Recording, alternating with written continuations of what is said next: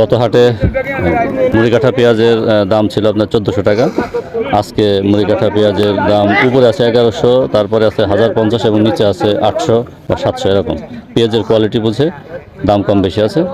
তবে পেঁয়াজের বাজার মূল্য ভালো না থাকলে আমাদের দেশের কৃষক যারা রয়েছেন, যারা কৃষিজীবী মানুষ, তাদের আসলে অনেক লস হয়ে যায়।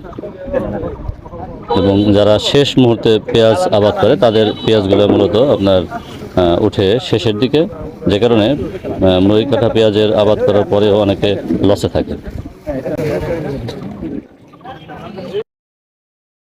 25 কাটা। 25 কাটা। তো এই উঠাইছেন কি শেষ মুহূর্তে এই সময়? হ্যাঁ, এই সময় আগে আমার নামি জমি তো আমাকে এখন তাতে আপনার মানে খরচ বাদ দেখে উঠছে কিছু রয়েছে নাকি? এখন তো অর্ধেক উঠেছি, তাতে আছেন তোমার। আজকে আপনার কত বাজার কত আছে? আজকে বেশি আমি 1050। 1050। এটা কি উপরে? এটা উপরে গেছে 1100 গেছে। আর নিচে? নিচে 700 গেছে। নিচে 700 টাকা। নাম আপনার? শেখ সালাম। এলাকা কোনটা? গ্রাম বালিডেঙ্গি। আমি কিন্তু এই সালাম ভাইয়ের সাথে কথা বলছিলাম যে আপনার উনি 25 কাঠা জমিতে লাগিয়েছেন, তার কিছু লাভ হয়েছে। গত হাটে মুড়িকাঠা পেঁয়াজের দাম ছিল আপনার 1400 টাকা।